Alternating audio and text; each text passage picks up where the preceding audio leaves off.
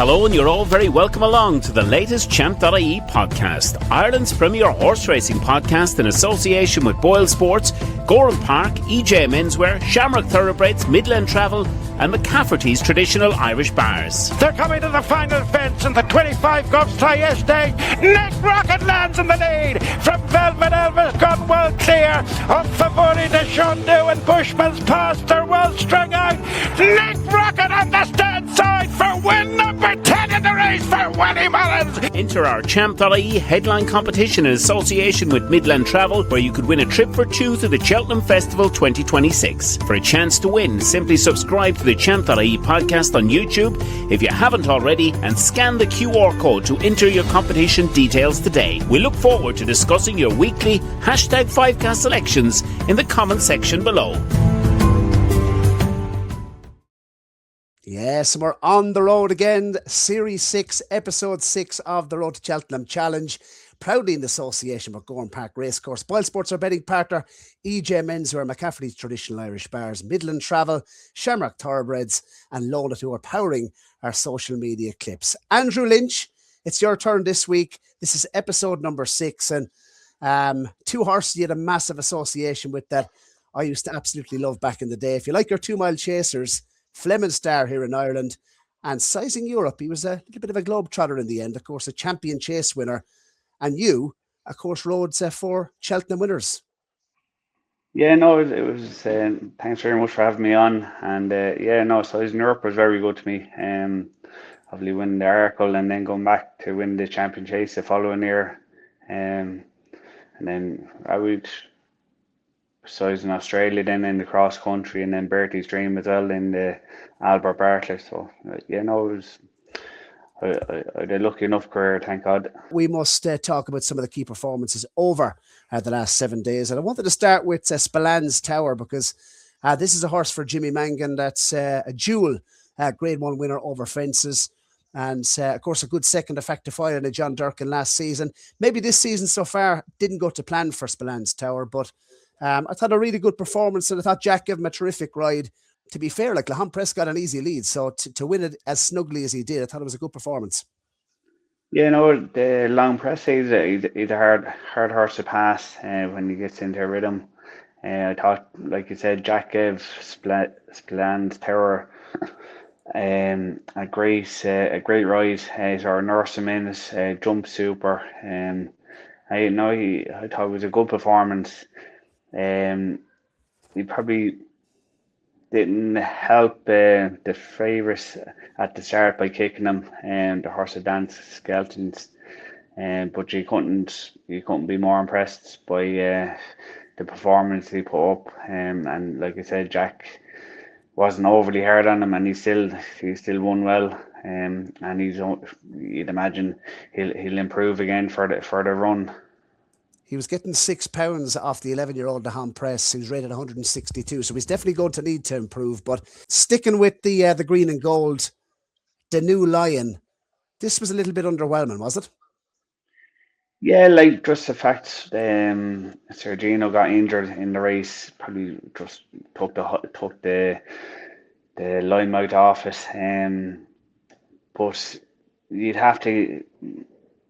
Just the way he done it, the way he quickened up down over the last and quickened up the hill off a slow pace. I know this horse race fell apart when the other horse was pulled up through injury.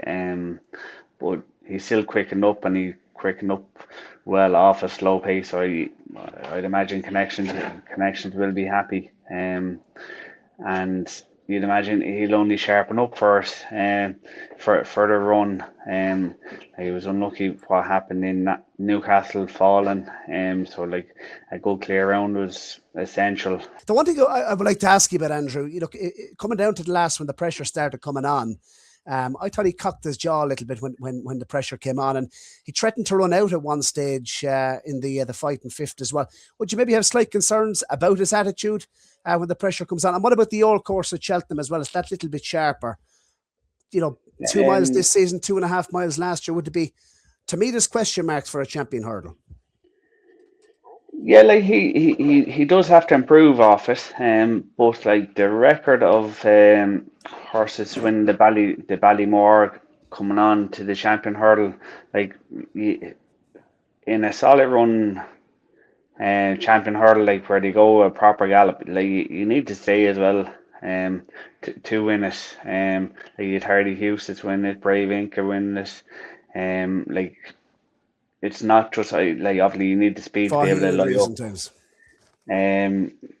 But you, like I said, like you do need to stay to win it. And he was, I suppose, what you liked about him on Saturday was the fact that he was able to quicken up off a slow pace, and like he had to quicken up twice as much because he was behind them, so he had to quicken up more than the second and third horses had to. So like just the form of the race, like with Sergino pulling up, like just. And that's why I was only giving him a 3-star rating. Yeah, like he was getting £3 off Namian Line, who was pulled up in a stairs hurdle last season. For me, I think he's going to need to improve a nice bit now to be threatening the likes of Velocity Mount or Brighter Days Ahead. You know, if she turned up in the sort of form that we've seen. I suppose on her best days, Cheltenham record would be maybe a little bit of a concern for her. I think Lassie Mount at this point in time, heading into the weekend, speaking before the Dublin Racing Festival, to me, Andrew, looks like an opportunity this year for her to take her chance, and I think getting £7 should be very tough to stop in that division. Now, Shantou, this is a rapid improver. I love the way he powered up the hill for Emma Lavelle. Shades of Paisley Park, the way this horse is progressing through the handicap ranks. Yeah, no, Emma Lavelle's well able to train, and like you said, has kept improving the horse from run to run. What you'd love, what he done in Cheltenham on Saturday was from the last up to the winning post. Like he just powered up the hill. Whether the favourites just disappointed on the ground or that, who knows? But you'd have to be very impressed with the winner. Thought he was good, Andrew, to be fair, and you've given him a 5-star rating. I was really impressed. I have to say, I was tempted to put him up for a stairs hurdle, because I think he's certainly the best of the British in Post Trois. I mean, that reads good form, but I just loved his last furlong.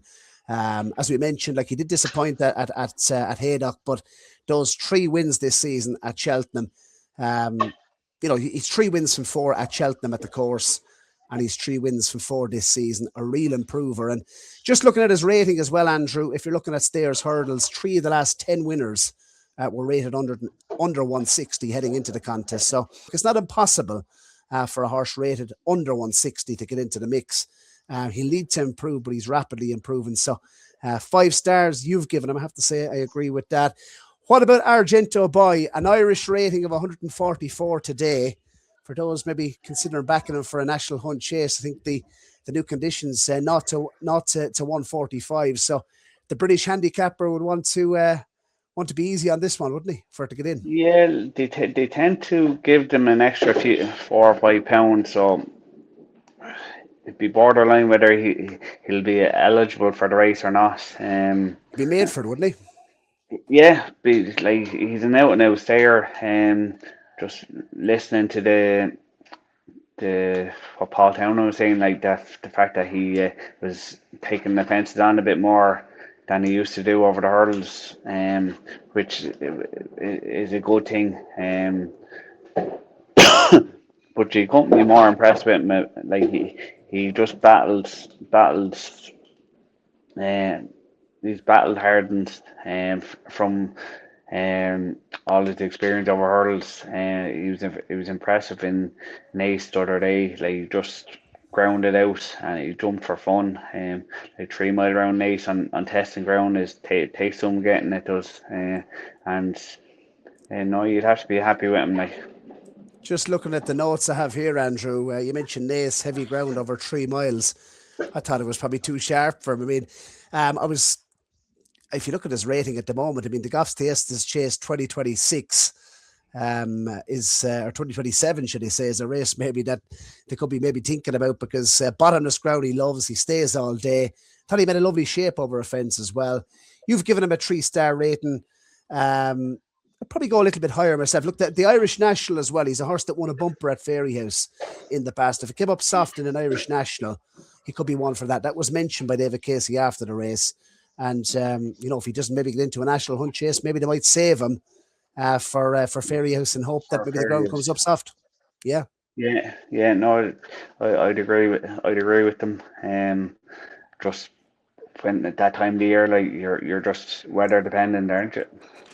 Absolutely. What about our trigger? We mentioned the ground with Argento Boy at Naas. You've given this horse a 5-star rating at Gorham Park, a 4-year-old. That was some performance. Yeah, like it was a fair performance from a 4-year-old on that ground. He's fairly well bred, considering he's a brother to Gaelic Warrior. And he'd had. I know there wasn't that many runners in it, but like just the fact as a 4-year-old, the performance he put was I thought was a good performance. Andrew, when we come back from this quick ad break, going to briefly touch on some of the big races at the Dublin Racing Festival and get your thoughts there. McCafferty's traditional Irish bars are located across Ireland, the UK, Spain and the United Arab Emirates. McCafferty's bars provide the perfect backdrop and atmosphere to watch all horse racing and sports events, serving traditional Irish food and music played 7 days a week. Come to McCafferty's for the crack and stay for the experience. Check out mcCafferty'sbars.com. Dublin Racing Festival, Andrew, have to ask you, Lossiemouth, brighter days ahead at this point in time. Which way would you be leaning for the Irish champion hurdle? It's going to be very competitive.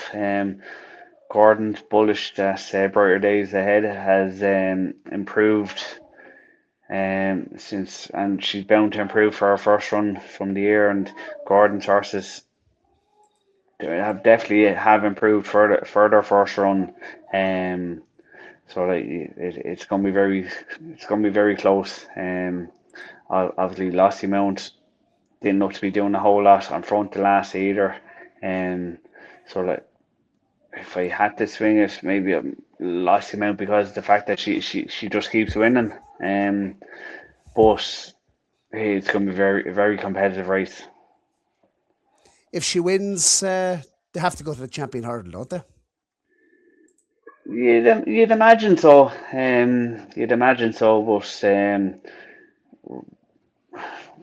But they'll obviously pick whichever race that they think she'll win. Like if she wins impressively, it'd be hard not to go for it. But if she gets beaten it, there's a fair chance she could go for the mare's race. Unless they thought they could win the mare's race with something else maybe. Just wondering what else could be champion hurdle bout. I mean, Anzadam, I wonder would a change of tactics perhaps help him? Could we see a better Anzadam maybe at the Dublin Racing Festival? But getting £7 off the new line, given the fact that he can only just about get up to beats Nemean line, a 9-year-old, getting weight, who was pulled up in the stairs hurdle last season. I know you said the race was tactical. I just think the new lion needs to improve. And Lossiemouth's, 2 miles, 2.5 miles, getting £7. I think it doesn't matter what distance. I think she'd be very tough to stop in a champion hurdle. So I'm hoping she upholds the form. I think she will. 60 mil of rain, Andrew, as we're talking due, I think this week ahead of the Dublin Racing Festival. It's going to be testing. And Lossiemouth, a mare that seems pretty ground versatile as well. I think the first of her mare's hurdle victories was on heavy ground. So I wouldn't have any ground concerns for either of the two mares, would you? No, definitely not. I think both of them have won on soft ground, soft or heavy ground. And just going back to the mare, £7 mare's allowance, like it definitely is a big help to them. Like £7 is a lot of weight. And when you have a good mare, they're nearly like a winning machine when they're getting weight off the boys. The Irish Arkle, Andrew. This is the race that you remember, of course, fondly. Fleming Star what a leper he was. We'll come on to him in a couple of moments, but this year's renewal, Copic the Boar, Romeo Cooley, I think Gordon's keen to run. I thought it was a good performance. People are saying that Romeo Cooley, he needs to step up and trip. He obviously won the Drinmore. He's a really good jumper, but to be fair, I thought Irish Panther got first run at Leopardstown over the Christmas period, and I thought, to be fair, the front two pulled a nice bit clear. All he was doing was staying, towards the finish, and I thought he's done well and showed a good attitude to win. It takes a stair to win an Arkle, you know that. Yeah, no, definitely. Remember Flemmisar win this. He was very impressive that day. But I was actually very impressed with Romeo Coolio at Christmas. It was his first run over that trip over fences. I think the down Royal half the fences were out, so like the Drinmore, you could say, was his first proper run over fences. That was 2.5 miles back down to 2-1 in Leopardstown at Christmas time. Probably just just jumped a couple of them just a little bit slower. So I'd imagine he would have sharpened up his jumping further experience. The softer grounds will probably be a big help to him as well. I think he'll take all the beating. I was very impressed with Kobe, the Burley over hurdles. He got the job done in Navan. I think it was Navan, wasn't it? It was Navan, yeah. But I think he'd a hold up getting a chip removed from his knee, I think. So like I think just with fitness and with the run under his belt from Christmas time, I think Romeo Coolio will take an awful lot of beating. Eddie Harty's horse, you can't take away from him. He put up a good show.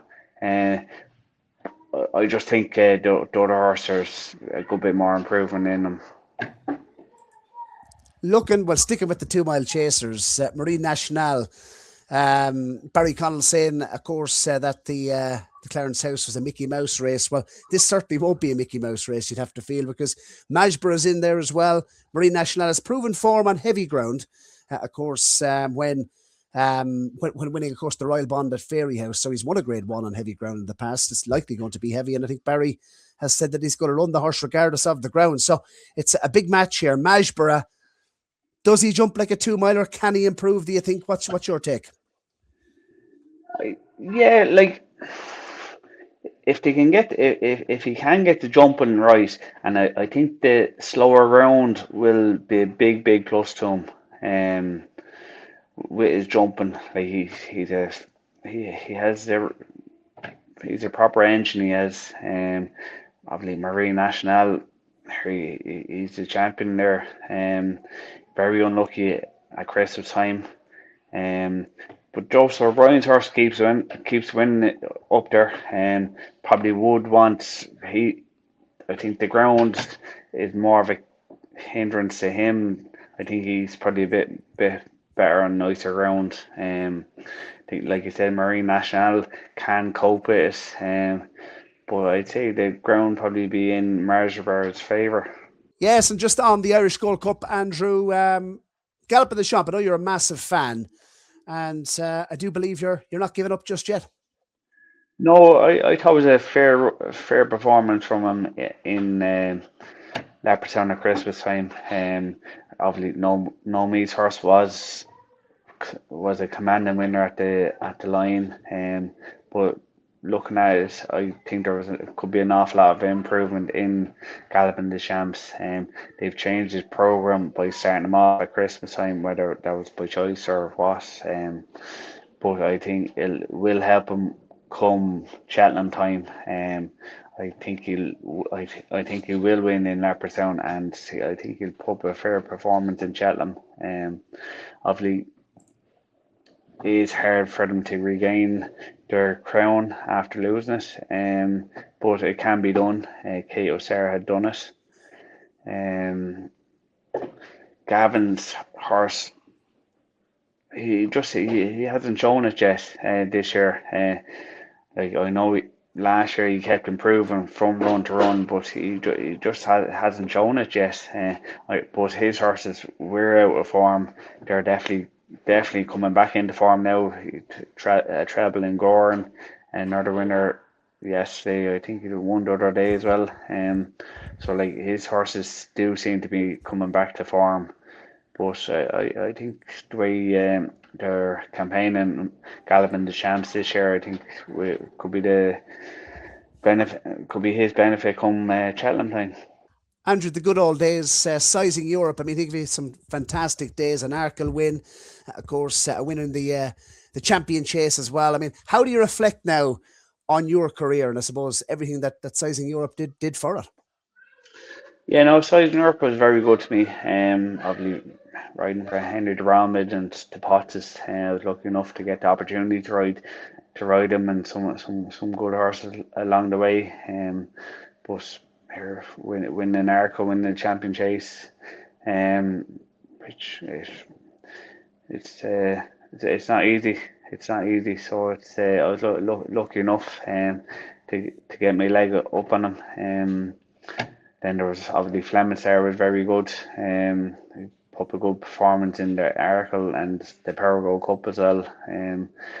And then we the Notre Pierre for Jim Draper and the Conways. When I think he could have been the first Irish trained winner of the Welsh National, I think. And then he went on to win he won the Troytown on the lead up to that, and then he won obviously the Welsh National, and then he finished off the season by winning there was the Punch and Go Cup, which it was a very good, it was a tricky year for me that year, because I was only after losing my claim and. He was the only horse that was, or he was keeping me in the limelight, and then obviously I got the Potts job and I was riding for Henry, which just got me going, and no, I was lucky enough, thank God. Andrew Fleming-Star, what a horse he was. I was talking to Davy Boland earlier on today, of course, of Racing's Inside Track TV. I said I was looking back at this horse's form and I couldn't believe you won a point on Fleming-Star, and he was a horse that was electric to jump, and to be fair, he was a horse that done a lot for your career. Yeah, no, he was very good. I think he could have unseated a rider the first day. Not sure who rode him the first day, but I know Davy Boland won a point on him, and then I think I won a maiden hurdle on him for the Caseys around Navan. I think I got injured when he was running Fairyhouse, and then but when he got over fences, that was when they seen how good he was, because he was electric to jump. He used to travel fair as well. But yeah, no, Peter and Francis Casey done a tremendous job with the horse. And yeah, it was a pity the way it ended up. And here maybe the horse just didn't fulfill its potential because of it, maybe. That was his biggest strength, was it? I mean, it was there in Punchestown the day he won the John Dirk and the day he won the Irish Arkle as well. I mean, we spoke about his jumping, but was softer ground as well important to him? Not necessarily. Just as long as if it was safe ground. But he just travelled and jumped so well in his races. Every time he rode the horse, even in the bits of work, like he'd always give you a fair feel, and jumping, like, just electric to jump, like one to stand outside the wings. He could stand off way outside the wings. He's probably one of the best jumpers I've ever ridden anyway. He was fair brave. But clever at the back of it all as well. Sizing Europe and Fleming-Star, I suppose, both very, very good jumpers.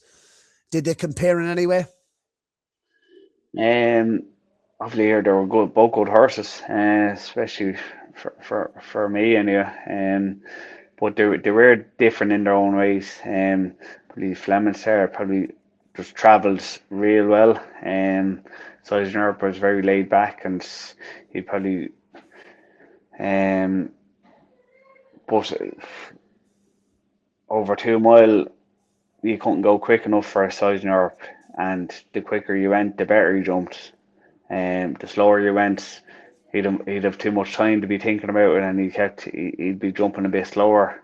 But certainly over 2 mile, or 2.5 mile, the quicker you went with him, the quicker he jumped. And he used to always show up. And yeah, no, I'll never forget the performance he put up in Clonmel, in the Clonmel Oil Chase. I thought that was a very good performance. But we had some good days. Even the Tingle Creek. You know, he was a very good horse. Fleming's there probably just travelled through his races a lot more sort of fluently or aggressively, maybe could be another word for it. But he used to attack his fences, and he used to just do everything so easy. You're involved now, obviously, with the Breeze Up horses, and have had really good success at Kilbrew Stables. Yeah, no, we were doing. Actually, it was Henry de Bramid that said it to me that maybe I should start just dipping my toe into it. When I was still riding a bit, and we got a bit of success, whether it was through luck or whatever, at the start, and we just kept growing year on year. But it's definitely getting more competitive to be able to buy yearlings to go breezing, and we've a few there this year, but we're busy enough with breakers and pre-trainers, and so yeah, no, the business is going well now. Tell us about the pre-training. Are you linking up with Henry, or is there any, I suppose, trainers we'd know that you're linking up with? So I do it a lot for Andy Oliver, Tom Mullins, Claire O'Connell, Tom Draper, Matthew Smith, Tom McCourt. No, I do a good bit for plenty of people. No, Henry hasn't sent me anything yet. But we might be too far away from him. Yes, and when we come back from this very quick ad break, latest selections on the Road to Cheltenham Challenge. And not to forget as well, of course, put your selections down below for Series 6, episode number 6, where, as I said, just past half time in this year's series. And of course, a trip to the Boylesports Irish Grand National up for grabs. Your selection down below. Keep the portfolio ticking over. So after this quick ad break, we'll be putting in our latest Ante-Post selections. Now boarding the train of thought. Calling out. Injury Lane. Statminster. Opinion Circus. Last Chance Cross. And Decision Time.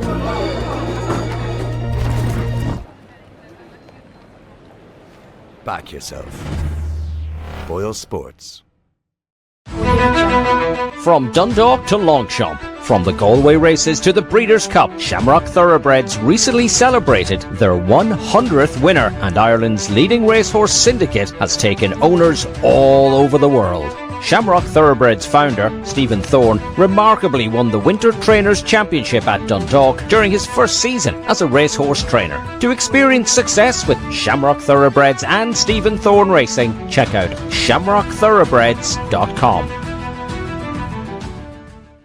Yes, we're back and ready to put our latest selection into the Road to Cheltenham Challenge. And Andrew, as you are special guest on episode number 6 of the series, what have you gone with? What's your horse for Cheltenham?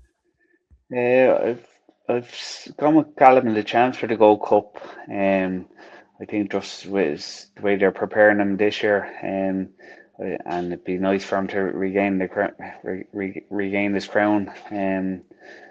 Like they started him off later this year. First run in at Christmas time, second run in the Dublin Racing Festival, and hopefully be just in his prime then for Cheltenham. 6-1, boosted out from 5-1, of course. You can avail of that offer with Boylesports over on the website. There will be, of course, a link in the podcast description as well. So if you fancy 6-1 about GALOPIN the Champ, it's going to be boosted out from 5-1. Andrew's pick ahead of the Dublin Racing Festival on the challenge. And I'm going to go with an Irish trained horse, this time trained by Gordon Elliott. BALLYFAD into the mix at 16-1, boosted out from 12 for the Turner's Novice over 2.5 miles at the Cheltenham Festival. This horse showed really good attitude in his bumpers, since I thought of all the novice hurdlers that we saw over the Christmas period. This is the one that stood out for me. Really caught the eye. Loved what he done from the back of the last, Andrew. And obviously the form has worked out well today with leader Dallier. Woody Mullins' horse coming out and winning at Punchestown to frank the form. Alkairas, of course, was going to be impressive before tipping up at Leopardstown as well. And I just wonder would Gordon like to split up the two of them. We'll see Alkairas at Thurles as we're recording on Thursday. And, obviously he looked all pace, didn't he? Whereas I think BALLYFAD could be a horse that, an extra couple of furlongs could suit him. He's obviously entered up in the Tattersall's Novice Hurdle over 2 miles at the Dublin Racing Festival. You'd have to think maybe soft ground once again will suit him. But I think come championship, come Cheltenham, 2.5 miles might just be his trip. Gordon has obviously won the race, the Ballymore or the Turners, if you like, on 2 occasions in recent times, with the likes of Sam Crow, obviously in the same silks and in Voyalan. And given his point-to-point background, 2.5 miles might just be ideal. Didn't look short of pace, did he, Andrew, BALLYFAD? But the extra couple of furlongs probably would suit him come Cheltenham, would it? You'd imagine so. After winning his bumper, he seemed to ground out well at Leopardstown, and like you said, the form has been franked today by Willie Mullins' horse. So like, Gordon probably has plenty of novice hurdlers, and he probably will have to try and separate them. But I think the Dublin Racing Festival is going to tell an awful lot. And I wouldn't actually discount Joseph O'Brien's horse. Is it Talk to Talk, is it? He, in my opinion, I thought he was going to win it at Leopardstown only for falling. And I think his jumping can improve, and I think it will improve. He seemed to have, from run to run, he seemed to get better each run. Just unlucky what happened at Leopardstown. And I think he could be the one for me. But I think the Dublin Racing Festival will tell an awful lot where the pecking order is. You sound keen on him, Andrew. Andrew, it's been an absolute pleasure catching up, talking about the good old days, sizing Europe, Fleming Star as well. And delighted to hear, I suppose, that all things are going well at Kilbrew Stables. And I know Brian Doyle just be popping into you every now and then. Yeah, no, things are good, thank God. Probably have to work a bit harder now than he ever did. Brian does be up a couple every second or third week, delivering a lorry load of feed, so things are good. Have to give them the shout out, Andrew. Big thank you to Lona as well, who are going to be powering our social media clips as well. All our sponsors: Gowran Park, Boylesports, EJ Menswear, Shamrock Thoroughbreds, McCafferty's Traditional Irish Bars, and Midland Travel, of course, as well. And to play us out, if you haven't entered that competition, of course, to win a trip to the Cheltenham Festival, all you have to do is subscribe to the channel, like these videos, and of course scan the QR code up on screens up there. I think I have it right this side here. Scan the QR code or click the link in the podcast video description to enter your details and register for a trip to win a trip to the Cheltenham Festival, thanks to Midland Travel. But Andrew, it's been an absolute pleasure. Wish you the best for the rest of the season, and it's GALOPIN the Champ for you. Yep, thanks very much, Barry. to be in with a chance of winning an all-inclusive trip for two to the 2026 Cheltenham Festival in association with Midland Travel, Ireland's leading horse racing travel specialist. Simply subscribe to Champ.ie on YouTube if you haven't already, and scan the QR code on screen and answer the following question. Who won the 2025 Cheltenham Gold Cup? Was it 1. Galopin de Champ, 2. I Know the Way You're Thinking, or 3. Marine Nationale? Register your competition details today, including your YouTube username. Don't forget, you must subscribe to Champ.ie on YouTube to qualify. The competition winner will be announced on Thursday, the 12th of February. Best of luck and be lucky.